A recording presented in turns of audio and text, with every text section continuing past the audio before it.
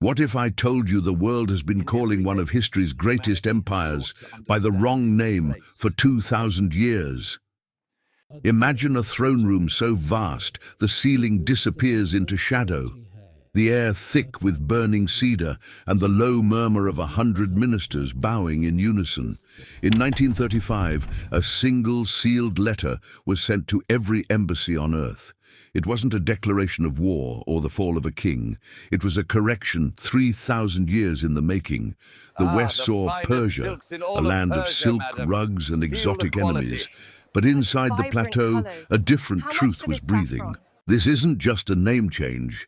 It's a story of psychological defiance, brutal invasions, and a civilization that refused to let its enemies write its biography. Forget the textbooks. This is the story of how Persia died, so Iran could finally be heard. Before we go any further into this story, I just want to say, it genuinely amazes me that people from every corner of the world come together over moments like this, moments buried in history that most textbooks never bother to explain. If you're new here, welcome, and drop a comment telling me where you're watching from. It means more than you know. Because this is not simply the story of a name.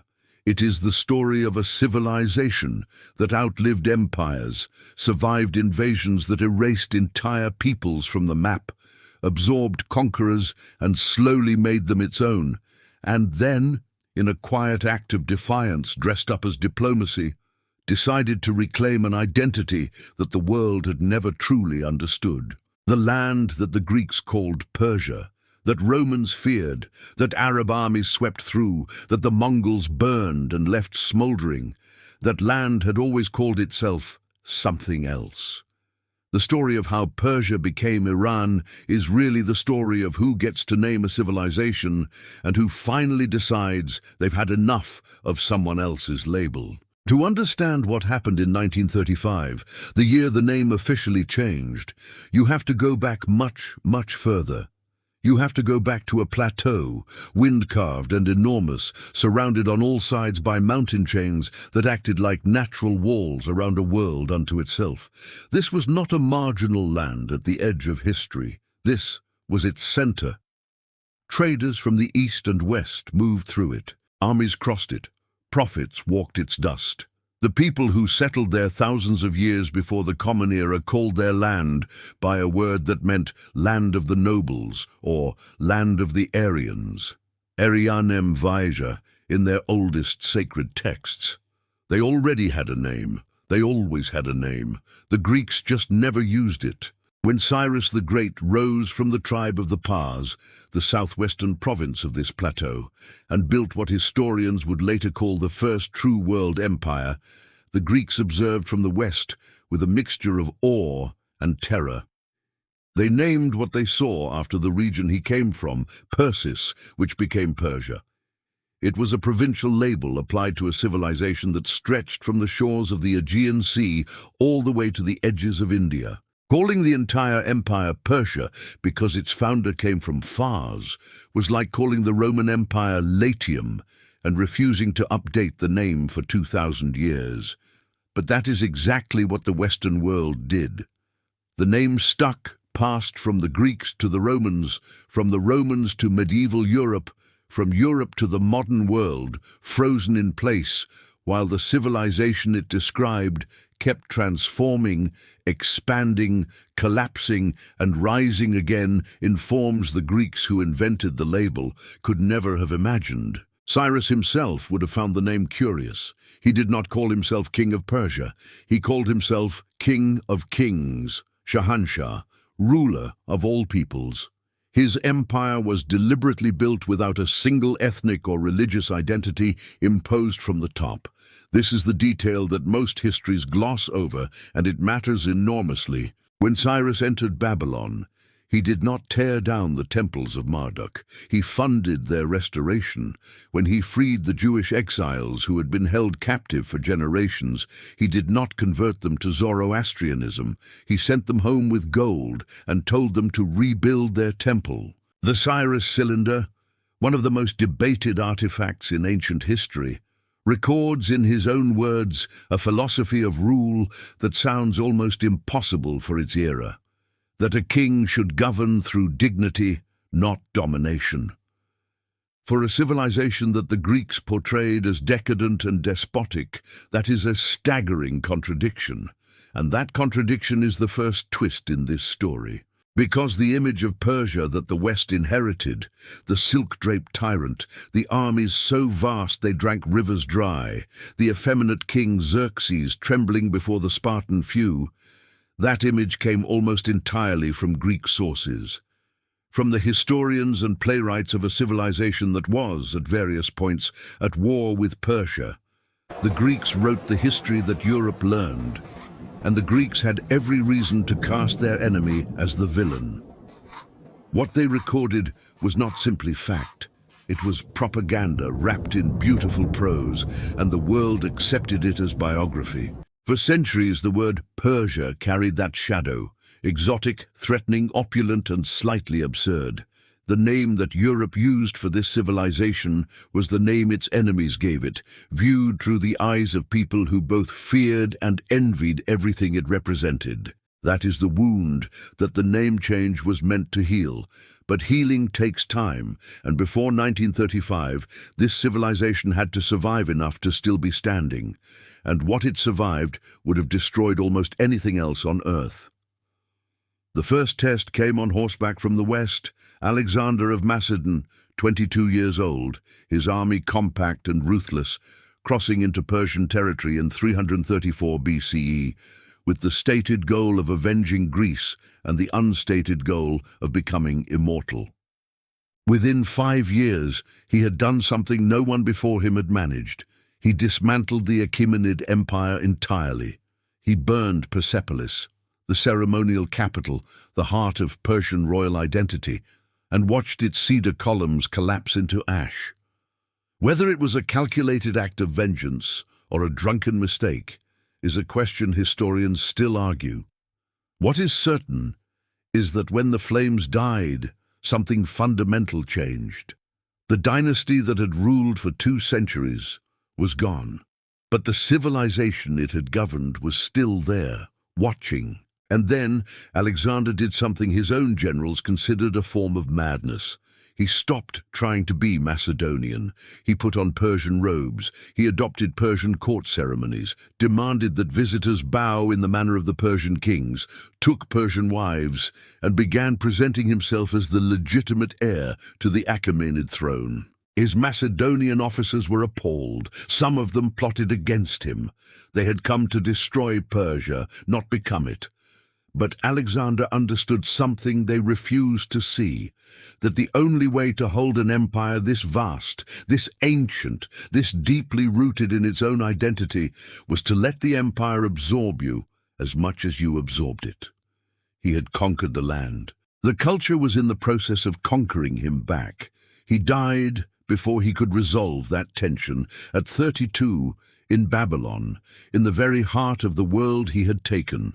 And when he was gone, his generals divided the empire, and each tried, in their own way, to hold pieces of a civilization they did not fully understand. The Seleucids ruled the Iranian plateau for over a century after Alexander's death, and they governed it primarily as Greeks, importing Greek culture, building Greek cities, naming streets after Macedonian heroes. Persian culture did not disappear. It went underground. It survived in villages and fire temples, in the spoken poetry passed from father to daughter, in the way priests still recited hymns in a language that Aristotle had never heard. And eventually, from the mountains of the northeast, a tribal confederation called the Parthians rose, drove the Seleucids back and retook the plateau. The Parthians were not ethnically Persian, but they knew what legitimacy looked like in this land. They adopted Persian symbols, Persian court customs, and, crucially, the Persian title, Shahanshah, King of Kings. The ghost of Cyrus was useful even 5 centuries after his death.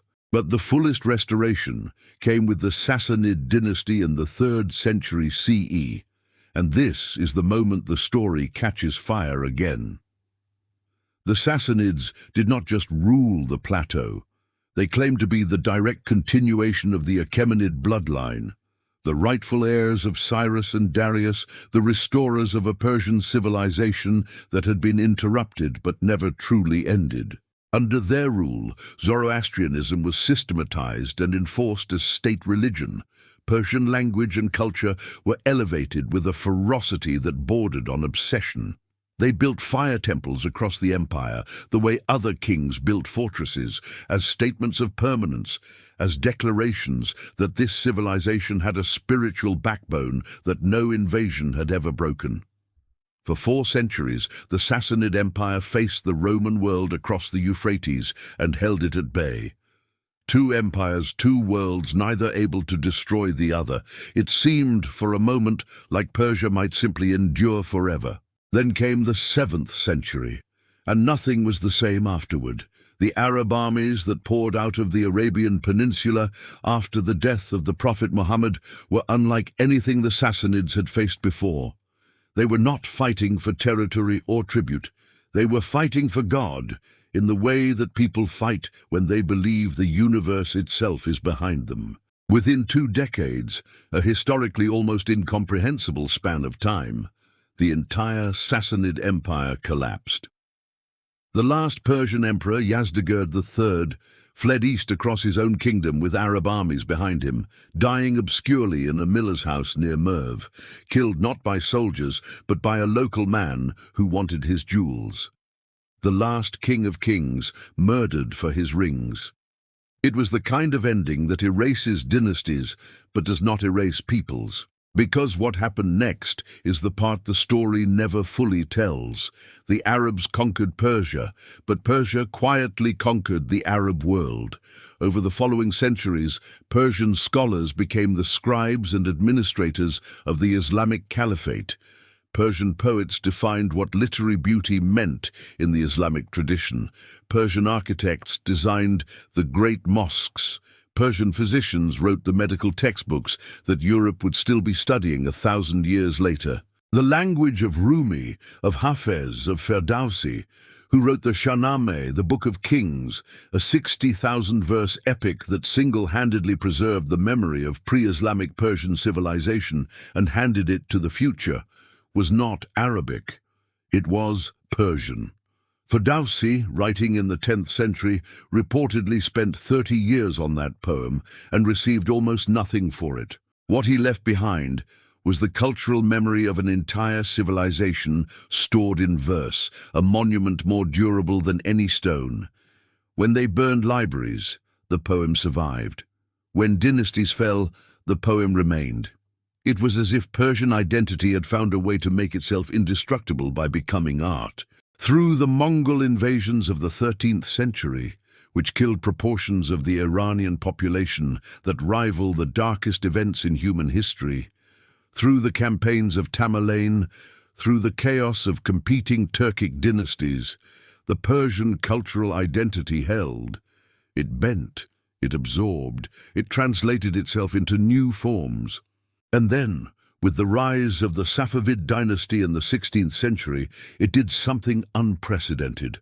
It unified the entire Iranian plateau under a single state for the first time in nearly a millennium, declared Shia Islam the state religion as a deliberate act of distinction from the Ottoman Sunni world to the west, and created, almost by design, the borders and the religious identity that modern Iran still carries today. The Safavids spoke Turkic as their native language, but they governed in Persian and built their empire on Persian cultural foundations because they understood that Persian identity was the only identity with enough depth and enough resonance to hold this land together.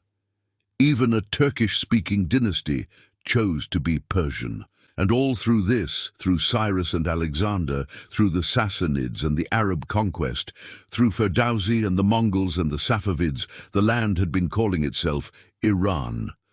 Not in official diplomatic dispatches to European courts, not in the letters that Ottoman sultans sent to Venetian doges, but in the language of the people themselves, in their poetry, in their prayers, in the way a father told his child where they were from. The name Iran never disappeared. It simply hadn't been claimed yet on the world stage. Which brings us back to that throne room, that letter, that decision. Reza Shah Pahlavi, the founder of the last Iranian dynasty, was a man of calculated ambitions and fierce national pride.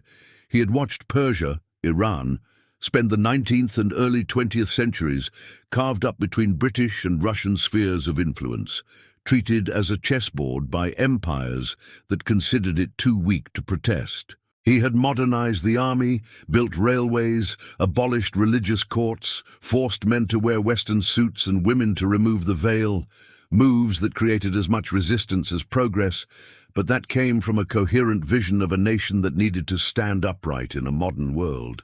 And in 1935, he made the symbolic move that he believed would complete the transformation. He sent a circular to every foreign embassy and government. Stop calling us Persia. We are Iran. We have always been Iran. That is our name in our language, and from this point forward, that is what you will use. The reaction in the West was genuinely confused. Newspapers ran articles asking why a country would voluntarily abandon a name so famous and so ancient. Scholars debated the historical precedents. Some saw it as nationalist vanity. Others recognized it for what it was, a civilizational act of self-possession. A people saying, after centuries of being named by others, we will name ourselves.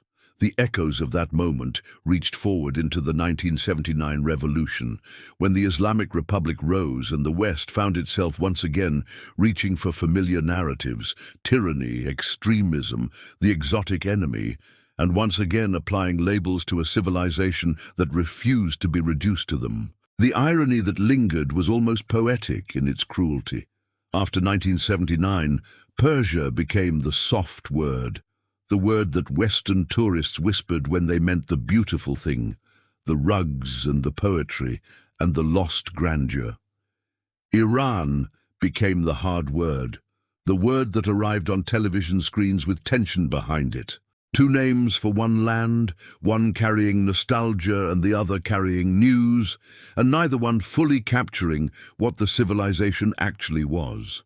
The people who lived there used both words depending on context, on audience, on what they wanted the listener to understand. It was a quiet performance of identity that they had been practicing in one form or another for 3,000 years. Somewhere in the National Museum in Tehran, there is a clay cylinder barely the size of a human fist, a replica of something much older, the echo of Cyrus's words about dignity and governance pressed into ancient baked earth. It is a small thing to carry the weight of 3 millennia, but civilizations survive in strange containers, in cylinders, in poems, in the insistence of a people on a name that the world kept refusing to use. They remembered, they preserved, they waited. And eventually they simply sent a letter. The name on the envelope said Iran. It always had.